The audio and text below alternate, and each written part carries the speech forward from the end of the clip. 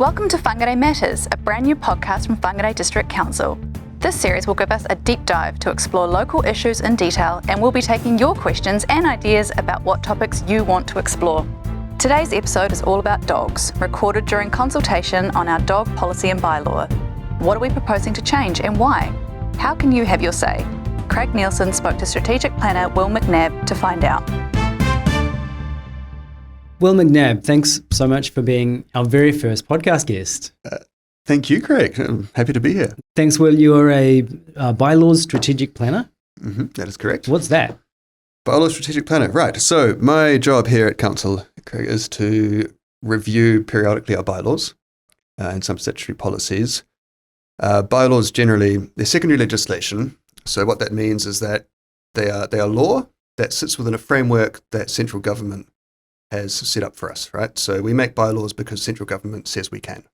Okay, and that can be about particular issues. So in this instance, we've got a dog control or dog management bylaw and policy. Now they're made under the Dog Control Act and also the Local Government Act.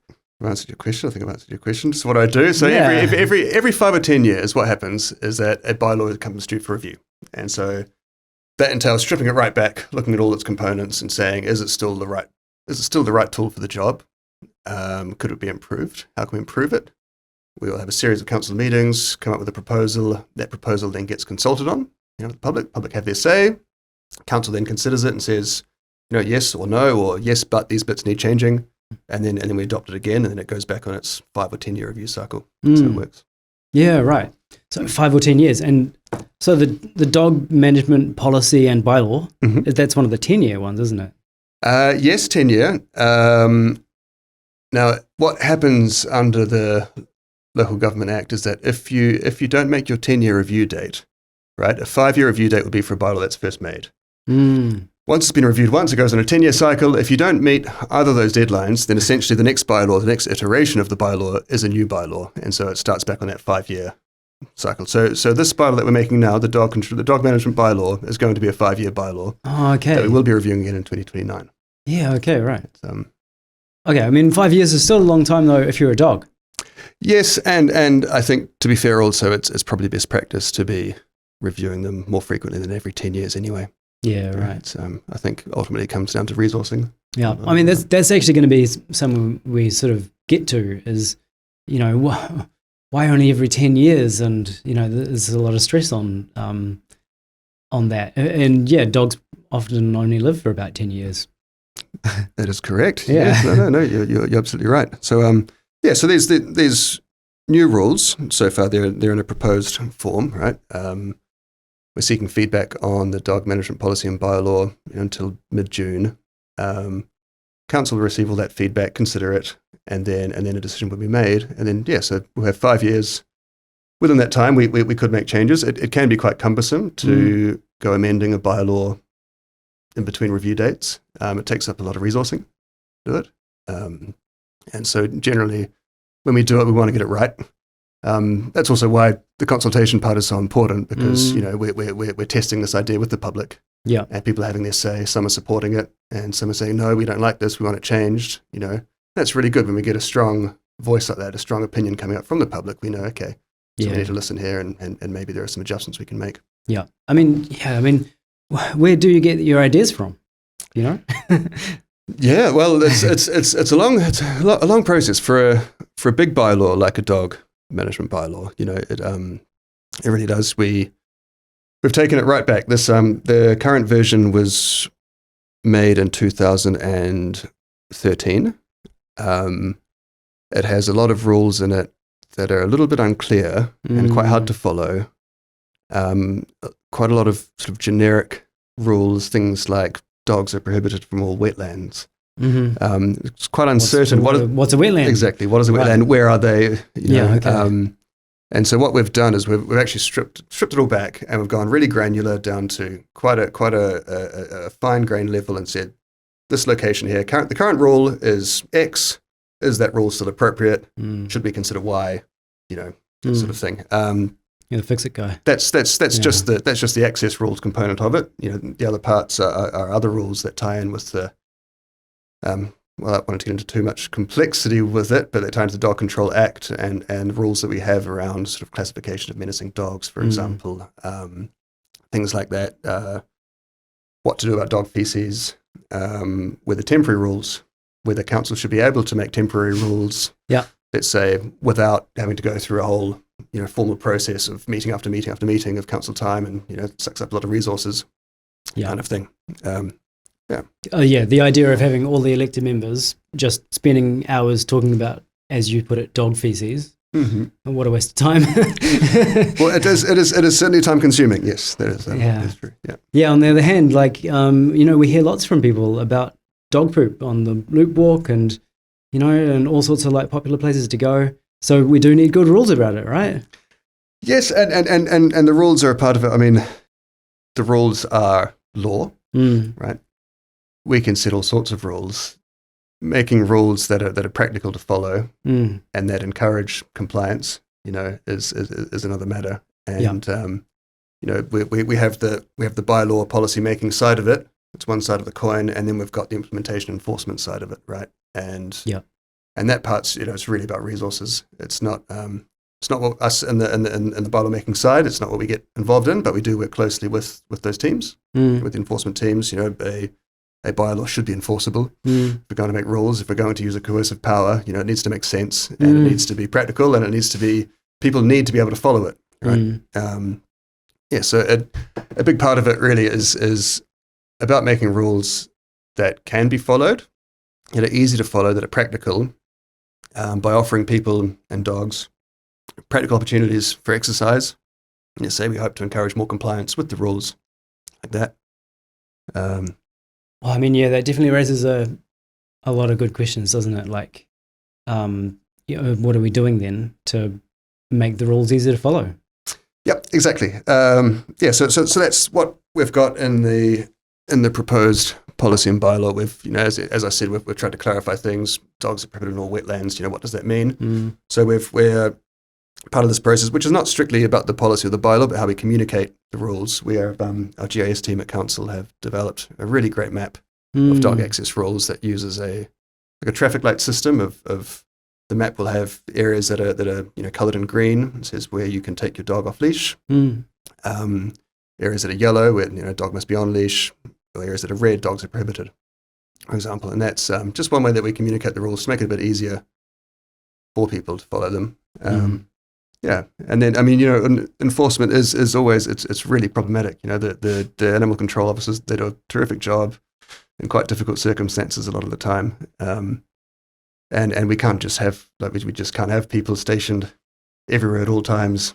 Yeah. So is there a penalty as such if you just don't pick up your dog poo? Well, yes, under the bylaw it is an offence. You have to dispose of any dog poo in a way that doesn't create nuisance. There's this old problem, right? It's a bit of a chestnut here in the sort of rule-making space. You've got the rules, and then it's just how to get people to behave in a way. Ideally, we wouldn't need to have the rules, right? When your dog does a poo on the footpath, sounds good to me. You don't leave it there, right? It's just it's not what you do. But unfortunately, not everyone does that, and so we do need some framework, to regulate it. Totally. I didn't really imagine so much of our first podcast would be about dog poo. But geez, is that also the reason dogs aren't allowed on sports fields?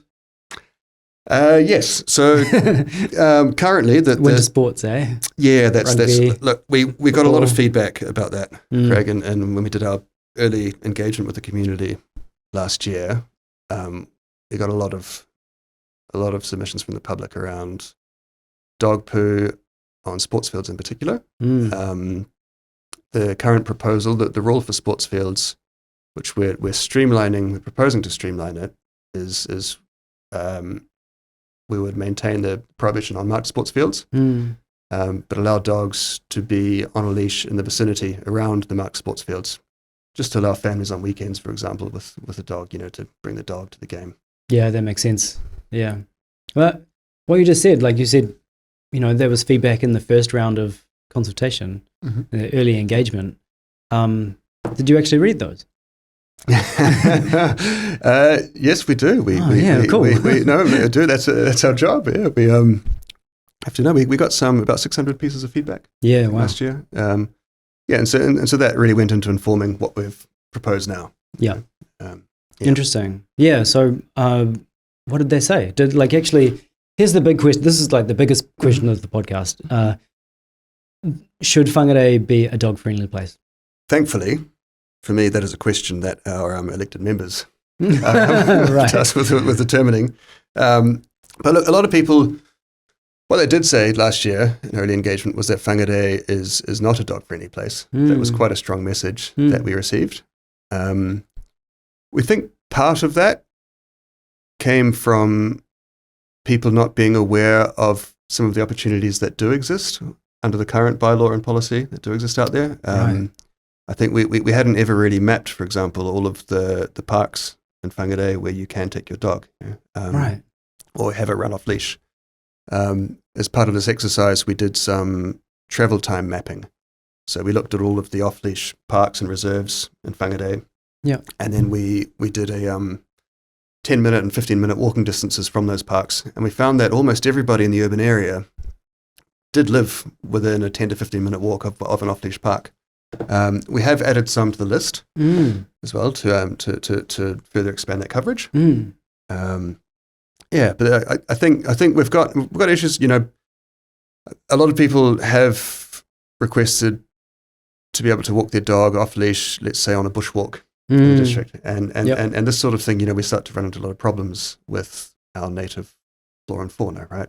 Yeah. One in particular, our kiwi. We know that an adult kiwi, if they get to that age, you know, the age of 2 and above, can fight off most cats, but dogs another matter, right? And so here it's really about creating a balance. The Dog Control Act, for a start, requires that our bylaw and policy do provide some balance between providing for the exercise needs of dogs and their owners, protecting wildlife, and of course, certainly not least, you know, human safety, right? And, you know, dogs are many things to a lot of people. They're family members. They can be a source of immense anxiety for other people. For a kiwi, you know, they're It's life and death. Yeah. Yeah.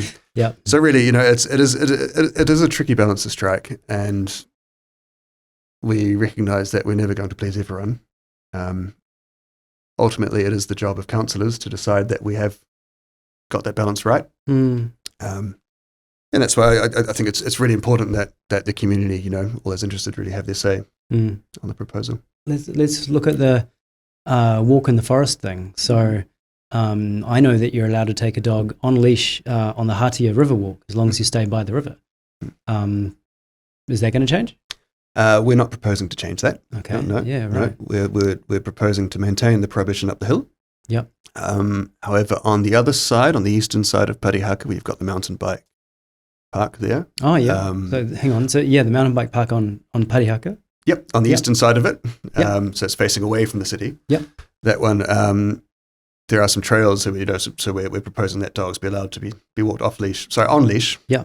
Up those trails, just not on the actual downhill routes themselves. On the mountain bike obvious tracks. Reasons, yeah. Yeah, right. Yeah, I mean, so that would be a change from the current position, is that right? More of a clarification. I believe. Right. I think there's been quite a bit of work done there. Since 2012. Yeah. Okay. The last policy would have been written up. So yeah. Oh, that'll be well worth visiting for dog owners. I also know that you can't take a dog through the centre of town at the moment. Is that going to change? We are proposing to change that. We got lots of feedback about that. It was pretty one-sided, the feedback that we did receive last year about it. So the proposal includes the ability of people to take their dogs through the city centre on a leash. We also did a survey of a number of businesses. We hit, I think, 38 businesses downtown. We got 36 responses in favour of it. And 2 against. Yeah, this is from shop owners to managers and the odd assistant. So it seems like there's quite a bit of support for that. I know at the same time it also creates some anxiety for people, right? And again, dog poo, you know, it's a problem. Here we are again. No, really. It's I mean, that sounds like a pretty major change, eh? And yeah, I mean, it also sounds like that's sort of the role of the consultation, is to actually really see, you've been proactively seeking out that feedback. Correct. With the distinct purpose of actually updating the bylaw to reflect what people want. The rule. Yep, that is correct. And it also aligns with many of our strategies and plans as well. That's part of the review process as well. We go and look at what does council want to achieve with its strategies and plans with regard to the city centre. It's not just a CBD. It's also a place where people go for other reasons, go for entertainment, or they go for to eat and drink. They go, some people live in the CBD as well, right? In the city centre, and it's we've got quite a bit of feedback that people thought, well, you can go to the town basin, just really make it consistent, and to encourage also those walking connections between things like the Romanga shared path and the Kama shared path with the loop, for example, right? Just to make that easier. Yeah, man. If that goes through and I take my dog to the city centre for the first time, she just won't know where she is. There'll be a lot of sniffing around to do. So I've got a question written down here. What do you have to consider when deciding if dogs can be off leash in a given area? That's a good question, Hank. It's really about I think minimising conflict. So we would like dogs to be able to be exercised. Really, an exercised dog is a good dog, right? And right, and so it is something we want to encourage. We start off with Will. So where shouldn't a dog be allowed to be off leash? And so an obvious one is playgrounds, let's say. Yep. Right. So that Schedule 1 and 2 of the policy write our access rules down. Schedule 1 has the default ones that you'll find. Dogs aren't allowed on marked sports fields, let's say, on playgrounds. But in terms of determining where a dog can be let off leash, so we look at it. Okay, minimizing conflict. Who's using that space? Unless it's a designated dog exercise area, which we more commonly know as dog parks, unless it's one of them, it is a shared space, right? And so you've got multiple users treating that space in various different ways. You might have a park, people might be picnicking there, kicking a ball, a dog off a lead there, really, and they're only, they have to respect the other users of that space as well.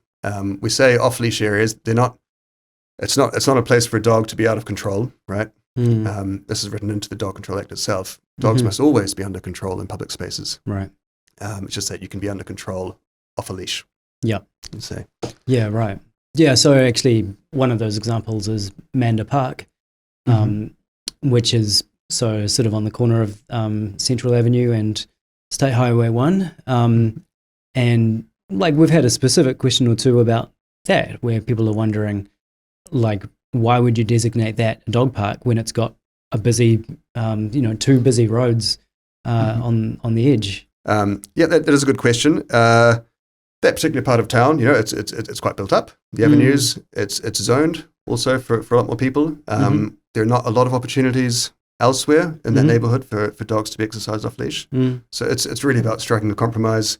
If there were a great big green space just next to it that didn't have a playground on it, that wasn't bordered by two busy roads, then that would be perfect. But there's not. So it's about compromise.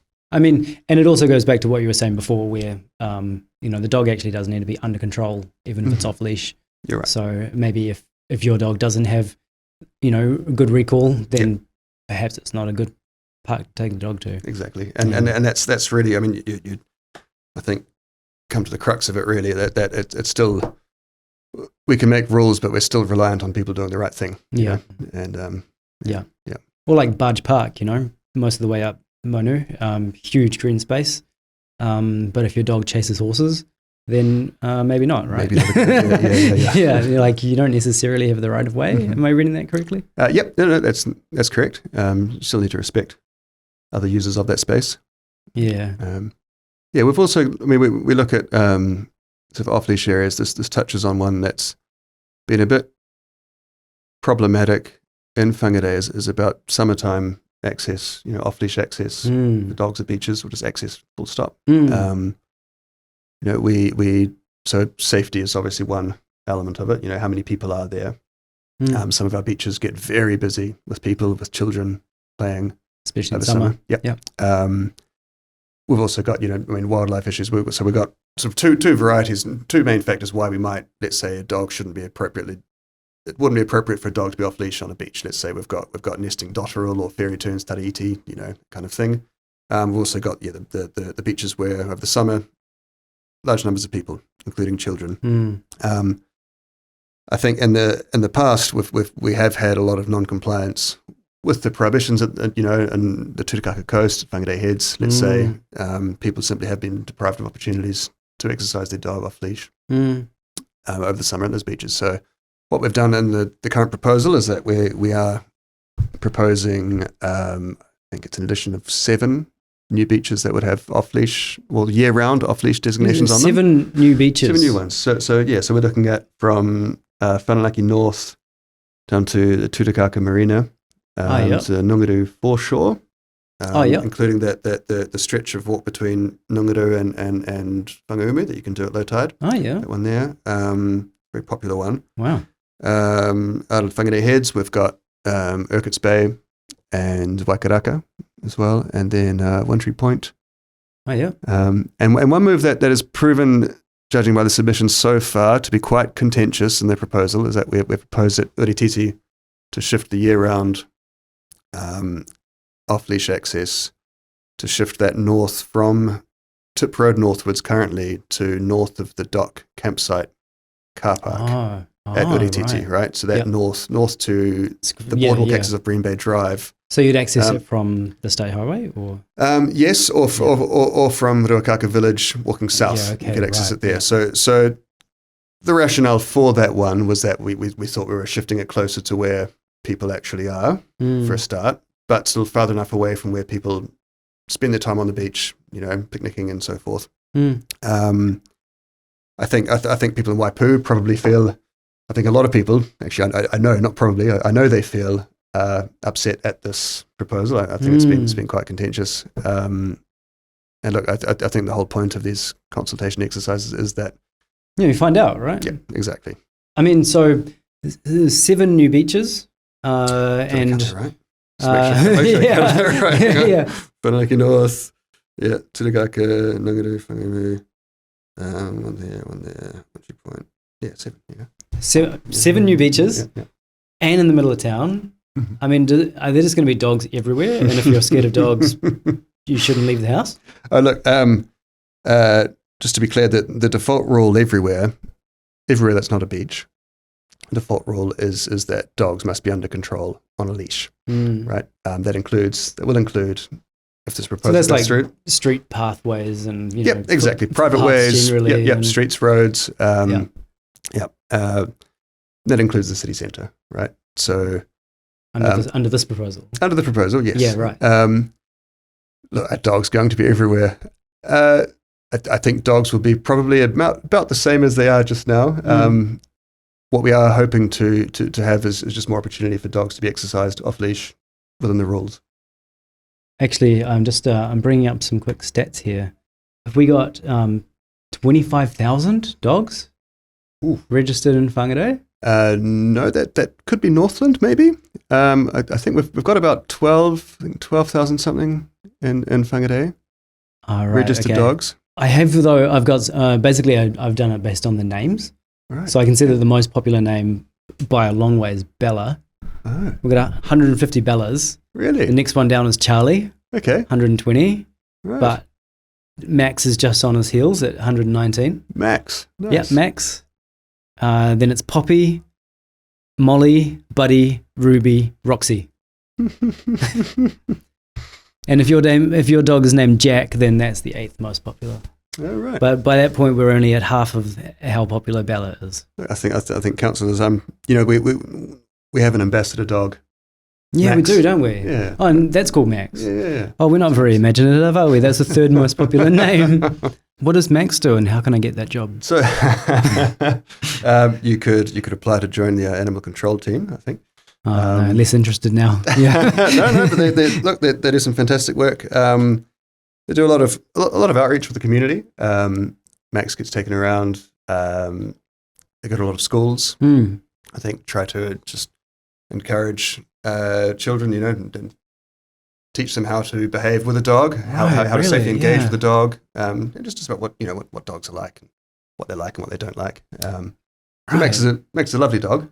Yeah. He's, Is that where my registration money's going? To Max, to look after Max?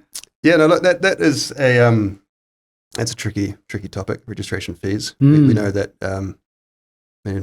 nobody likes parting with their money, do they? And I mean, having a dog is already quite expensive. Of course. Yeah, look, it's actually, it's a matter that does sit outside the bylaw and the policy. Right. So fees, or dog registration fees, do come under our fees and charges, which get revised annually as part of the annual plan process, the long-term plan process. I think currently we aim to have around 80 to 90% of our dog control costs met by registration fees. So registration fees do not cover the entirety of all of our animal control activities, dog control, but they do a good chunk of it. So how's the rest of it made up? That's just general rates. General rates, yeah, right. I mean, I suppose if you have a dog or not, you benefit from animal control. Sure. Yeah. And by having about 80% met by... Yeah, I wouldn't want to be quoted on that figure precisely, but it's roughly, it oscillates from year to year. We can say most of it, right? Most of it's met by registration fees. Yeah. And so dog owners are paying for management. By and large, yeah, that's true. Okay, well, that's good to know. And you were saying about enforcement. So Max is part of the education stuff. Mm-hmm. So I suppose that's like the nice end of enforcement. And you were also saying that it's not easy. You can't just have someone standing on every corner waiting for a dog to poo. Sure. Yep. But you can do something, right? What do we do for enforcement? We have our animal control officers, which is currently contracted out to Whangārei. Again, don't quote me on this. I think there are about 6 full-time equivalents at Whangārei. Their numbers have risen in line with the growth in the population of dogs in the district, which has seen quite a jump since COVID. I think we've had about a 30% increase in dogs in the district. So there are more dogs. Wait, since COVID, 30% increase. Yeah. Wow. So it's it is significant. But look, it's very expensive and it's very challenging. Our district is quite large. We have a lot of remote areas. If you just consider you go all the way down to Waipu Cove, Langs Beach. In the south, you go north all the way to Whangārei, right? Bland Bay, and of course, is a huge swathe just inland, right? And it is a big district, and we're not that densely populated. It is a lot for animal control officers to cover. Does that mean it's more expensive then?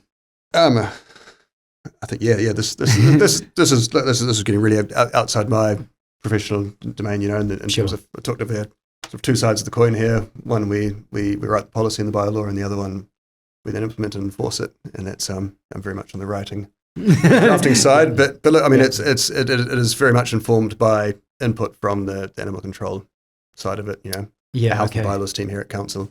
There's absolutely no point making policy and bylaw that we can't enforce. Right.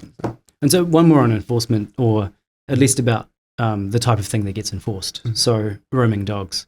And I can imagine, like you were saying, it's, spatially a lot of area in this district, not necessarily a lot of people in all the places, but you can have roaming dogs that are, in Ruakaka and still got to get out there, probably driving from the city, to get there. It shows that the limits of our rules, right? And what they can actually achieve. That one actually isn't even a matter that's addressed by our bylaw or policy, right? Because it comes under the Dog Control Act, right? So it's that's central government legislation. But it's you've got thinking about the framework of rules that we've got here.